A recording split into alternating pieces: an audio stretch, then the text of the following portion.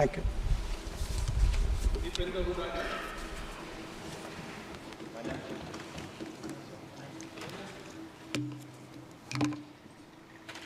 धन्यवाद सभापति महोदय। फाइनेंस बिल जो कि सरकार की टैक्सेशन पॉलिसी से संबंधित है, कैसे सरकार अपने फाइनेंसिंग करती है अपने बजट को, उससे संबंधित विषय पे मुझे आज बोलने का जो अवसर मिल रहा है। हम इस फाइनेंस बिल के बारे में आकलन अपना भी देना चाहते हैं और कई बातों पे गहरी नाराज़गी अपनी व्यक्त करना चाहते हैं।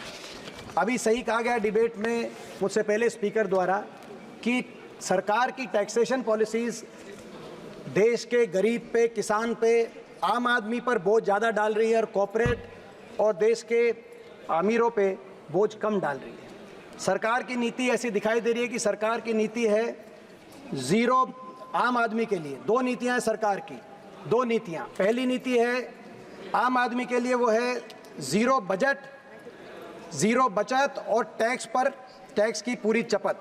और ख़ास नागरिकों के लिए सरकार की नीति है टैक्स में राहत और कमाई खटाखट। ये मैं एक्सप्लेन करना चाहता हूं सर। दो तरह के टैक्स हैं हमारी इकोनॉमी में, अर्थव्यवस्था में, किसी भी अर्थव्यवस्था में। Direct taxes, indirect taxes. Direct taxes यानी कॉर्पोरेट टैक्स और इनकम टैक्स। ये डायरेक्ट टैक्सेस को प्रोग्रेसिव टैक्सेस भी कहा जाता है, क्योंकि ये स्लैब के साथ जिसकी जितनी कमाई हो उस पर लगाकर सरकार आर्थिक संतुलन अर्थव्यवस्था में ला सकती है। और इनडायरेक्ट टैक्सेस, जीएसटी, एक्साइज, ये वो टैक्सेस हैं जो पूरे देश पे बराबर के लगते हैं और गरीब आदमी पे ज़्यादा बोझ आता है।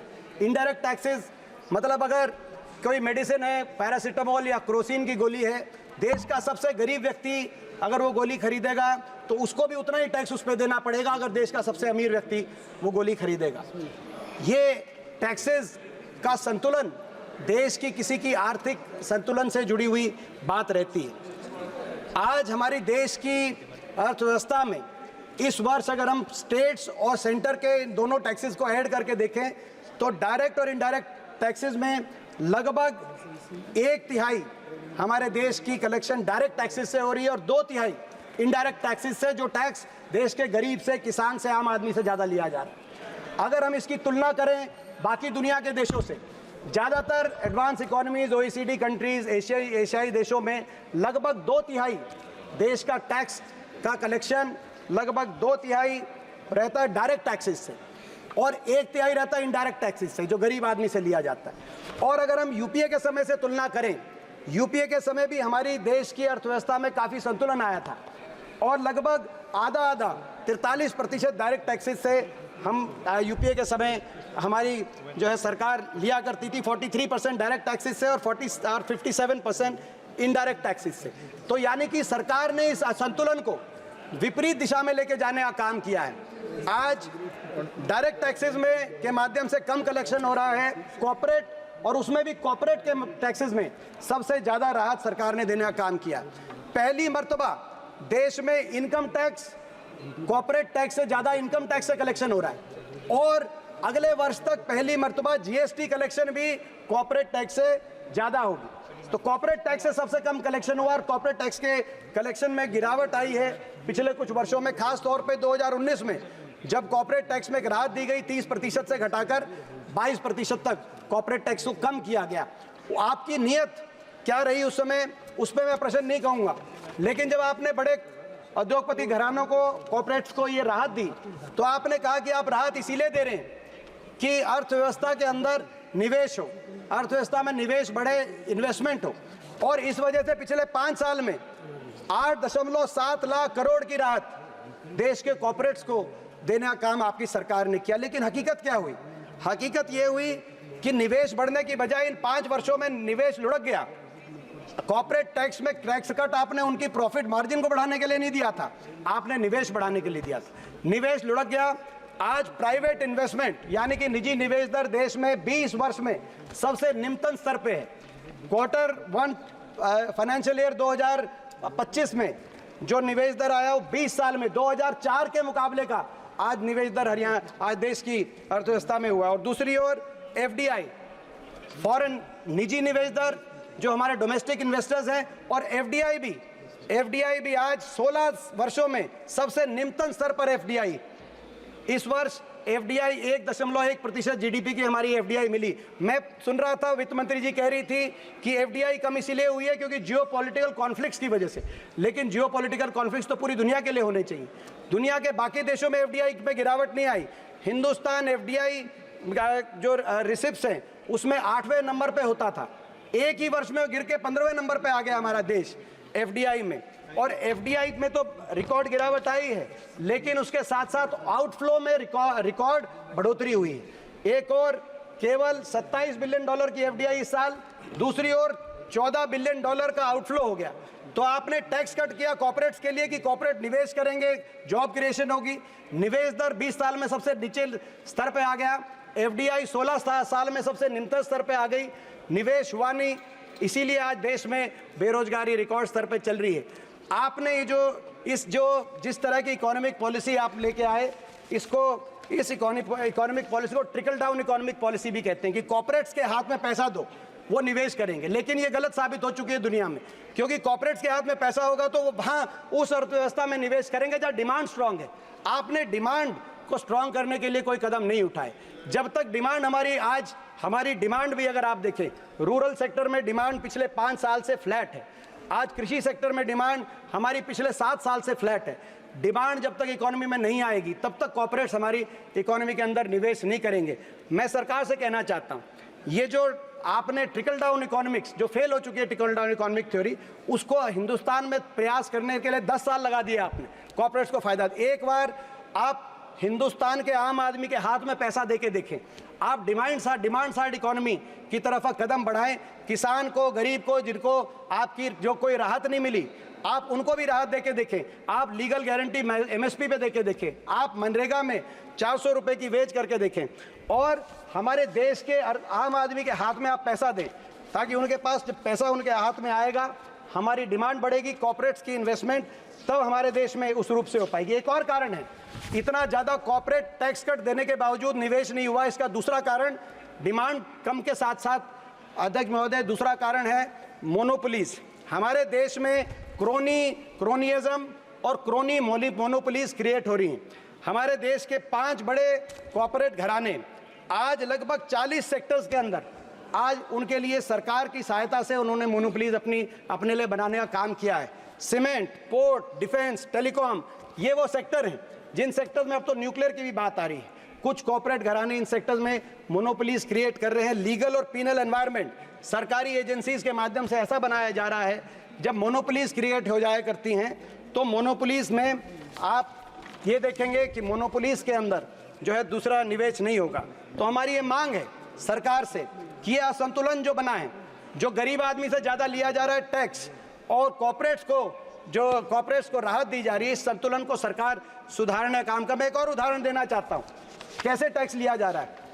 पेट्रोल के बारे में मैं कहना चाहता हूँ, पेट्रोलियम प्रोडक्ट्स पे अगर हम 2014 की बात करें तो पेट्रोलियम प्रोडक्ट्स में हमारी सरकार ने 1,72,000 करोड़ का एक्साइज ड्यूटी से, हमारी सरकार ने एक्साइज ड्यूटी से टैक्स लेने का काम किया था यूपीए की सरकार के आखिरी वर्ष में, मगर 1,42,000 करोड़ वापस सब्सिडी में देने का काम किया था। मात्र कमाई पेट्रोलियम प्रोडक्ट से उस समय सरकार में 30,000 करोड़ थी।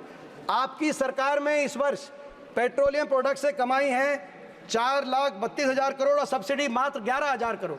केवल पेट्रोलियम प्रोडक्ट से आपने 4,20,000 करोड़ देश की आम जनता से आप कमाई करने का काम कर रहे हैं। जहां हमारी सरकार एक वर्ष में 30,000 करोड़ करती थी, आप 4,20,000 करोड़ कर रहे हैं पेट्रोलियम प्रोडक्ट से।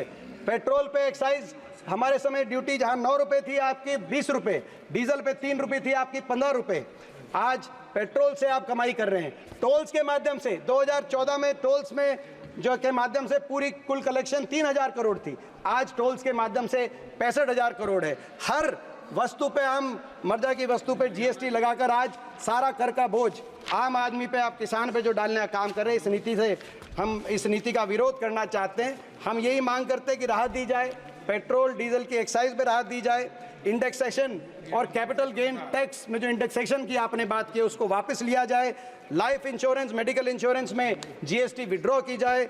हम ये सारी मांगे सरकार से टैक्सेशन प्रोजेक्ट प्रपोजल में रखना चाहते हैं। इसके साथ साथ जहाँ तक मैं एक बात हरियाणा के विषय में एक बात मैं महत्वपूर्ण आपके माध्यम से रखना चाहता हूँ। अगर इस बजट में और इस फाइनेंस प्रपोजल में, माननीय खट्टर साहब भी बैठे हैं जो हरियाणा के पूर्व मुख्यमंत्री हैं, सबसे ज़्यादा अगर सौतेला व्यवहार किसी एक प्रदेश के साथ किया गया है तो वो हरियाणा प्रदेश के साथ किया गया। और मैं बताता हूँ कैसे। जैसा कि अभी बताया जा रहा था कि हर प्रदेश केंद्रीय टैक्स कलेक्शन में हर प्रदेश अपनी तरफ से कोई भागीदारी करता है। कितना केंद्र एक प्रदेश में से लेती है और कितना उस प्रदेश को वापस देती है। हरियाणा से जीएसटी में हम देखें, जीएसटी टोटल क्या कलेक्शन में 7% देश की जीएसटी हरियाणा से आ रही है, 7.10%। और हरियाणा को वापस कितना मिल रहा है? जो केंद्र की तरफ से प्रदेशों में दी जाने वाली राशि वापस कितनी मिल रही है? मात्र 1.009%, यानी कि 1% के करीब। यानी कि दूसरे शब्दों में कहा जाए, हरियाणा से 7 रुपया केंद्र सरकार ले रही है और केवल 1 रुपया वापस दे रही है। और अगर प्रतिशत में बात करें तो 15%, 100 रुपये केंद्र सरकार हरियाणा से ले रही है और 15 रुपये वापस दे रही है। ये पूरे देश में सबसे कम अगर किसी एक प्रदेश को दिया जा रहा है, हरियाणा को दिया जा रहा है। प्रोड्यूसिंग स्टेट्स में थोड़ा कम है, ये हम मानते हैं, मगर दूसरे नंबर पे महाराष्ट्र है जिसमें कम दिया जा रहा है। महाराष्ट्र में 29%, यानी कि 100 रुपये ले रहे हैं तो महाराष्ट्र को 29 रुपये दे रहे हैं। कर्नाटक में 100 रुपये ले रही है केंद्र सरकार तो 39 रुपये दे रही है, 40 के लगभग। तो पूरे देश में 29 प्रदेशों में आज हरियाणा एक प्रदेश है जहां सबसे कम 15% ही केंद्र सरकार वापस दे रही है। और नेट डिवोल्यूशन की बात करें, कितनी केंद्र की राशि दी जाए, अगर प्रति व्यक्ति में देखें, प्रति व्यक्ति, आज दुर्भाग्य ये कि प्रति व्यक्ति मैंने कैलकुलेट किया अध्यक्ष महोदय, प्रति व्यक्ति अगर देखा जाए तो 29 प्रदेशों में सबसे कम पिछले वर्ष जो हमें डिवोल्व किया गया, हरियाणा को दिया गया 22,000 करोड़, यानी कि प्रति व्यक्ति 6,938 रुपये हरियाणा को प्रति व्यक्ति मिला पिछले से। ये भी 29 राज्यों में सबसे कम हरियाणा को दिया जा रहा है। आप बाकी राज्यों को देखें, गोवा में 40,000, आप अरुणाचल प्रदेश में प्रति व्यक्ति 1,40,000, आप तेलंगाना में प्रति व्यक्ति 25,000 केंद्र सरकार की तरफ से ये राशि दी जा रही है डिवोल्यूशन, मगर हरियाणा में मात्र 6,000 प्रति व्यक्ति प्रति वर्ष। ये पिछले 5 साल से, यानी कि 15th फाइनेंस कमीशन में 1% डिवोल्यूशन का जो फॉर्मूला हरियाणा के लिए निर्धारित किया गया था, खट्टर साहब यहाँ बैठे हैं, उनने आज तक इस बारे में कुछ नहीं कहा। उसमें नीचे भी भाजपा की सरकार थी, ऊपर भी भाजपा की, सबसे कम हरियाणा को दिया जा रहा है। और ये जो सबसे कम दिया जा रहा है, सबसे कम ये दिया जा रहा है,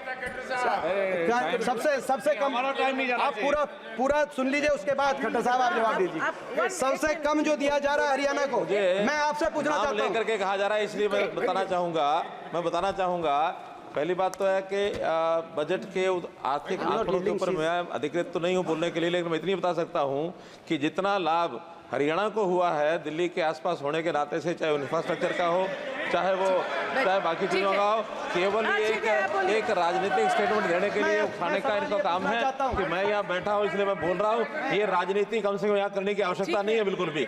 यहाँ हम लोगों ने दिल्ली अलवर की लाइन हरियाणा से होकर निकलती है, दिल्ली पानीपत RRTS यहाँ से होकर निकलती है, दिल्ली कटरा रोड जो है पूरा हरियाणा में से अंदर से होकर निकलता है। ये सारे प्रोजेक्ट हरियाणा के हैं। ऐसा क्या हो सकता है? प्रश्न पूछना चाहते हैं आज ये हम प्रश्न पूछना चाहते हैं, हरियाणा जिसकी आबादी देश में, हरियाणा का क्या कसूर है? हमारी आबादी देश में 2.1% है, क्या हमारा ये कसूर है? देश का क्षेत्रफल हरियाणा का 1.34% है, हमारे 4% देश की GDP आज हरियाणा, क्या हमारा ये कसूर है? देश के GST कलेक्शन में 7% हरियाणा का योगदान है, क्या हमारा ये कसूर है? देश के फूड ग्रेन्स में, खाद्यान्न अन्न भंडारण में 33% हरियाणा किसान दे रहा है, क्या ये कसूर है? क्या देश की आर्म फोर्सेज में 11% हरियाणा से आर्म फोर्सेज का ह्यूमन रिसोर्स आ रहा है, क्या ये कसूर है? क्या देश के मेडल 50% देश के मेडल हरियाणा से आ रहे हैं, क्या ये कसूर है? और इसके बाद हरियाणा में 29 प्रदेशों में सबसे कम हरियाणा को मात्र 1% केंद्र से मिलने वाली राशि मिल रही है। और आपने देखा बजट में, हमें मुझे इस बात का दुख नहीं है कि बजट में हरियाणा का नाम तक नहीं लिया गया, इस बात का तो दुख तो है, लेकिन आपने देखा कि खेलो इंडिया का बजट, आज देश के 3 मेडल आए, मैं कंक्लूड की तरफ जा रहा हूं, देश के 3 मेडल आए जिसमें से 2 हरियाणा खिलाड़ी लेके आए। खेलो इंडिया का बजट भी जो 2200 करोड़ खेलो इंडिया का बजट रखा गया, उसमें भी मात्र 60 करोड़ हरियाणा को, यानी कि 2% बजट खेल का बजट भी हरियाणा में और गुजरात में 500 करोड़ का बजट दिया गया, 20% खेलो इंडिया का, जहां से एक खिलाड़ी मेडल। तो आज मैं समझता हूं कि अन्याय है। और पिछले 10 वर्ष में मैं कंक्लूड करते हुए मैं कहना चाहता हूं, पिछले 10 वर्ष में इन्होंने कोई एक परियोजना केंद्र सरकार की तरफ से, भाजपा सरकार की तरफ से हरियाणा को तो मिली नहीं, लेकिन यूपीए के समय भी जो हमारी मंजूरशुदा केंद्र सरकार की परियोजना थी, 1,55,000 करोड़ की वो परियोजनाएं जो यूपीए के समय मंजूर शुदा थी, चाहे हमारा एयरपोर्ट हो महम में जो जेवर चला गया 30,000 करोड़ की लागत से बनने जा रहा था, चाहे रेल कोच फैक्ट्री हो हमारे हरियाणा के अंदर जो बनारस में चली गई, चाहे 3 रेल की लाइन हो यमुनानगर चंडीगढ़, 1 इंच रेल की लाइन नहीं बिछी, चाहे हिसार फतेहाबाद दिल्ली गुड़गांव न्यू अलवर, चाहे ये रेल की लाइन हो, चाहे एम्स बाड़सा के अंदर 9 हमारे मेडिकल के प्रोजेक्ट हो। 10 साल में एक प्रोजेक्ट हरियाणा को केंद्र की सरकार ने दिया नहीं। और जो यूपीए की सरकार में मनमोहन सिंह जी ने, सोनिया गांधी जी ने जो यूपीए की सरकार में हरियाणा को देने का काम किया था, वो भी एक एक करके। Thank you madam basically